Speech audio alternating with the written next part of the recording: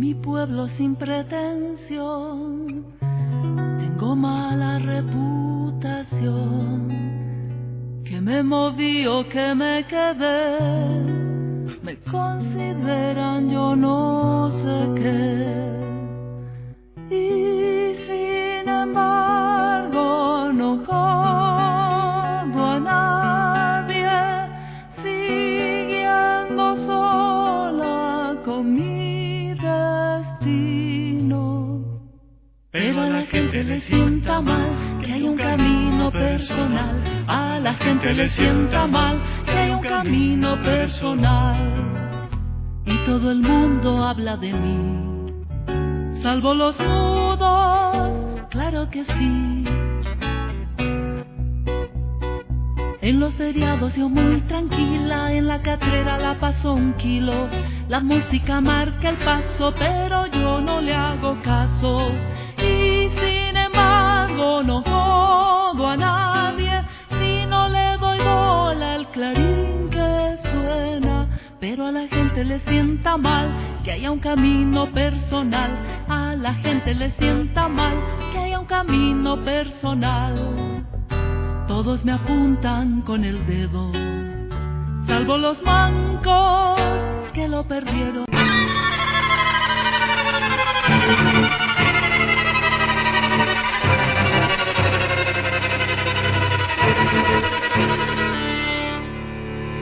Los 7 pecados capitales no son mencionados en la Biblia. No encontramos una lista de pecados en las Escrituras porque, en realidad, surgieron de los intereses éticos de la Iglesia.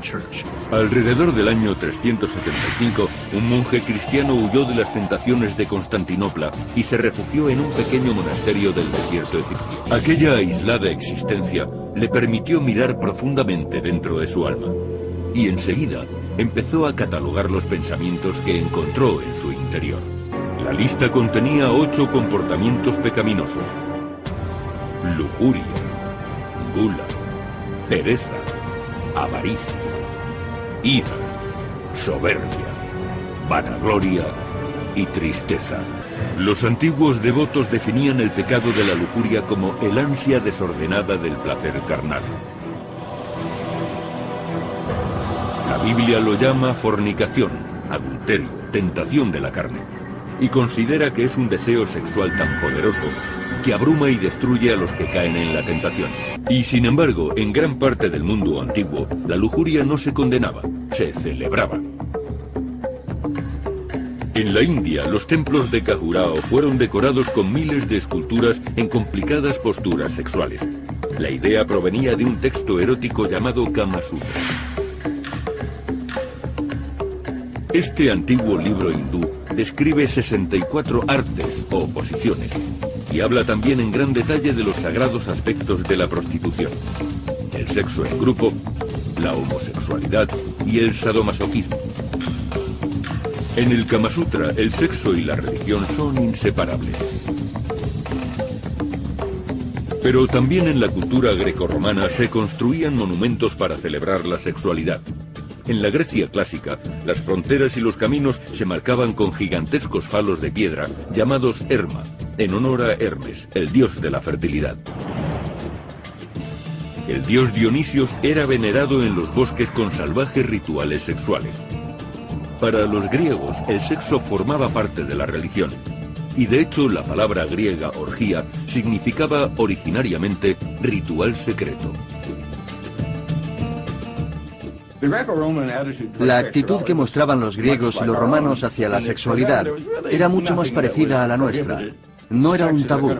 El sexo era una experiencia sensual, una experiencia del cuerpo perfectamente aceptada por las clases altas. Es evidente que los romanos disfrutaban de la sexualidad y no tenían ningún escrúpulo a la hora de exhibirla en las calles, en las esquinas y en sus casas. El culto romano a la lujuria alcanzó su apogeo durante el reinado del emperador Calígula en el año 37.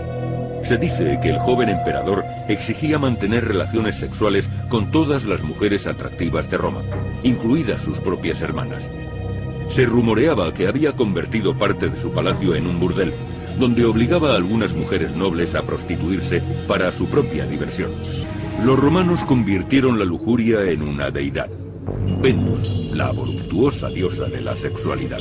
Pero después, en Oriente Próximo, surgiría un concepto muy diferente de la sexualidad.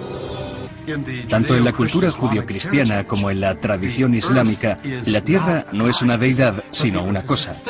Y Dios reina solo en el cielo. No tiene pareja, por decirlo de algún modo. Por tanto, en esta familia de religiones, no existe la celebración de la sexualidad por parte de dioses y diosas.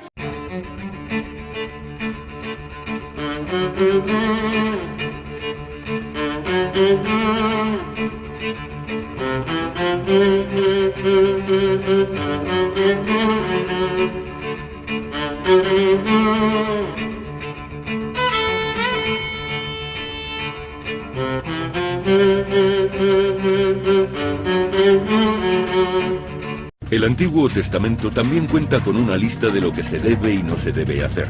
Pero no se trata de los 7 pecados capitales, sino de los 10 mandamientos. Los 10 mandamientos nos guían por el camino recto y nos alejan del pecado. De los 10 mandamientos hay 2 referidos a la lujuria. No cometerás actos impuros y no consentirás pensamientos impuros. El Antiguo Testamento condena la lujuria. No considera que la sexualidad como tal sea pecado. Sin embargo, se preocupa mucho por el enorme poder del deseo sexual. Pero en ningún pasaje de la Biblia aparece la descripción del infierno. La explicación más formidable de las condenas de los pecadores llegaría mucho tiempo después de la pluma del escritor italiano Dante Alighieri. Fue hacia 1320 cuando Dante escribió la Divina Comedia, una detallada descripción del infierno, el purgatorio y el cielo. Dante describe los 9 círculos del infierno. Y los castigos se vuelven más duros a medida que el autor avanza por estos círculos. Los 7 pecados capitales están representados desde el menos ofensivo hasta el más grave de todos. El precio que cada pecador tiene que pagar se corresponde con el crimen que ha cometido. El pecado de la lujuria se encuentra en el segundo círculo del infierno. Aquí, los que se dejaron llevar por el deseo son lanzados por los aires y golpeados sin descanso por vientos abrasadores. Este castigo simboliza el tormentoso poder de la lujuria. Dante visita el purgatorio, donde las llamas consumen a los lujuriosos del mismo modo que antes los consumió el deseo sexual.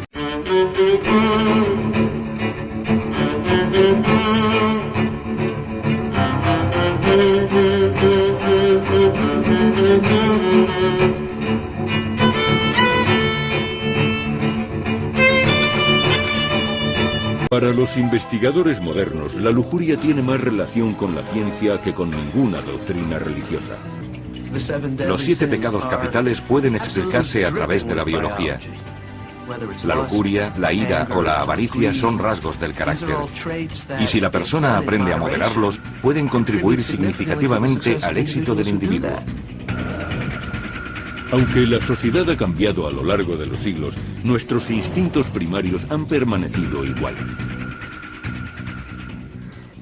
El impulso sexual es algo que no ha cambiado desde hace 4 millones de años. No es una emoción, es un impulso, una motivación que surge de zonas del cerebro muy primitivas.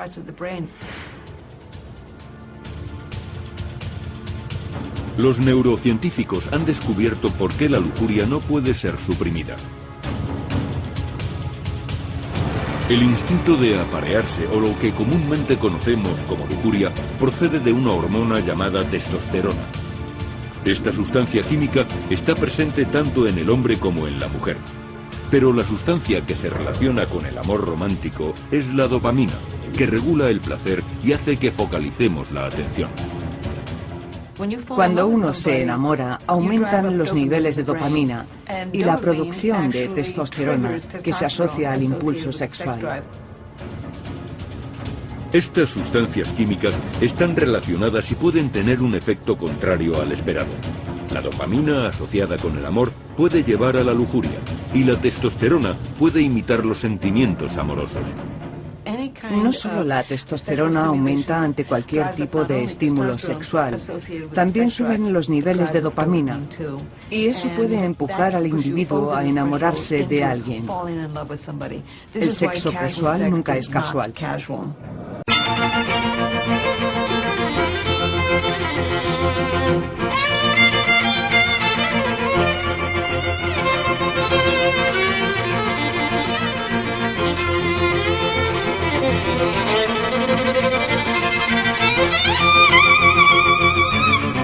¿Hay alguna razón biológica o neurológica para que la lujuria siga siendo una tentación vital?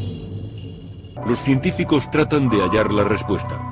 Intentan determinar la arquitectura nerviosa exacta de la sexualidad humana.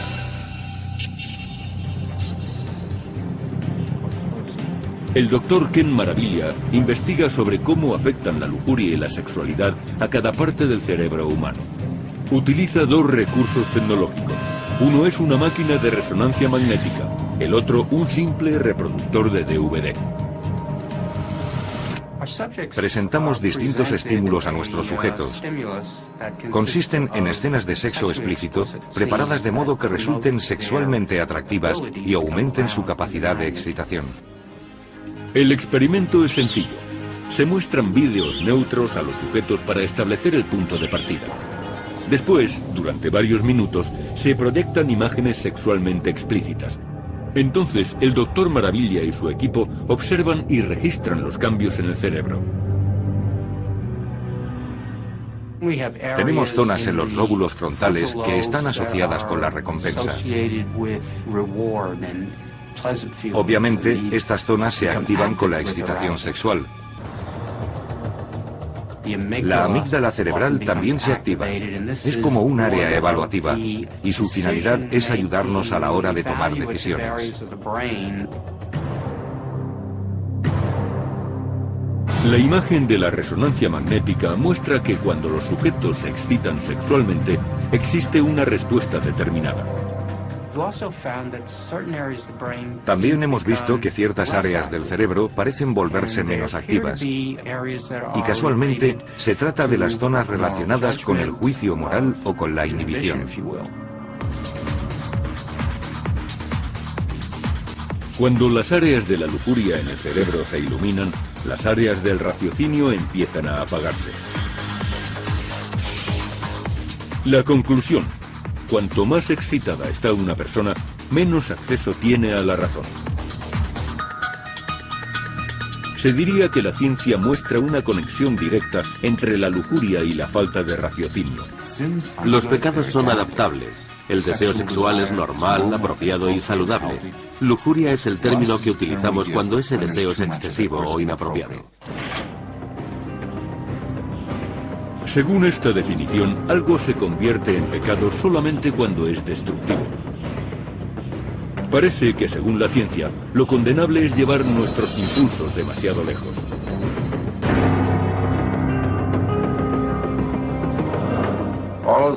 Todos los pecados tienen relación con el exceso en el comportamiento. Una vida saludable es una cuestión de moderación.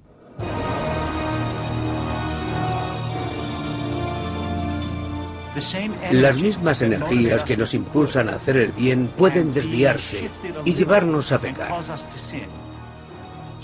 Pero esta es una continua y complicada batalla dentro de cada alma.